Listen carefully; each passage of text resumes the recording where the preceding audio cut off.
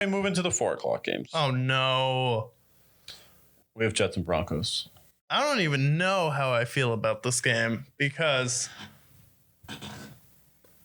everything about this screams in Denver, the high altitude, the Broncos defense playing as great as it has been.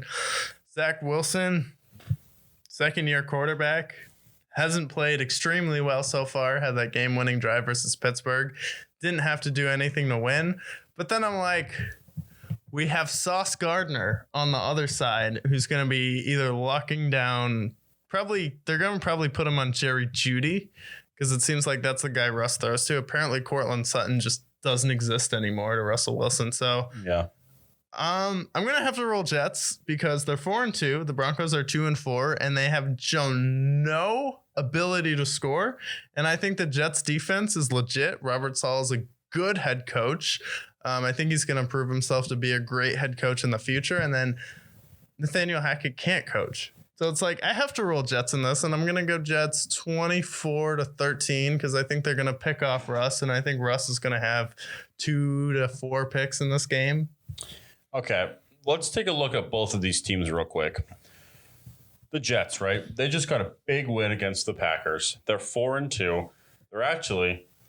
They're not too far away from the division lead, which is insane to think about. They just need to split with the Bills. Yeah, exactly. The Jets are flying high. They just beat the Packers. Sauce Gardner is looking like an elite corner. He is an elite corner. Yeah, we can say it now officially.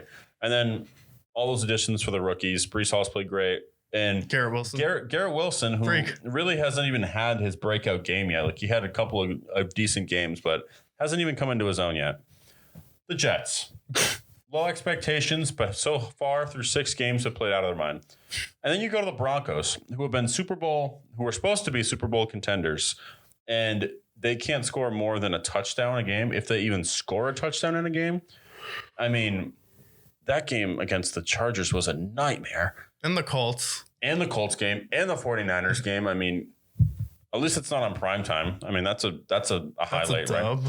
But at the end of the day, it's the tale of 2 franchises right now. The Jets are flying high because low expectations, yet they've been exceeding expectations.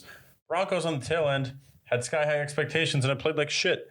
So I'm going to roll with the team who's flying high. I'm going to pick the Jets. Yeah. And I'm going to pick them to win. I'm going to go 20-9.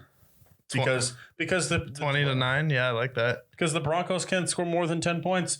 And I mean, unless if Russ can compile what he had the first quarter of the Chargers game through 4 quarters, why would I ever pick the Broncos to score more than 15 points? They can't. Yeah, and it's really weird because Russ hasn't been a turnover machine, but he's just hasn't been able to make the play to win the game. He hasn't been able to find open guys. Like, I don't know what's wrong with Russell Wilson, but I'm going to go with the team with momentum and confidence in this game.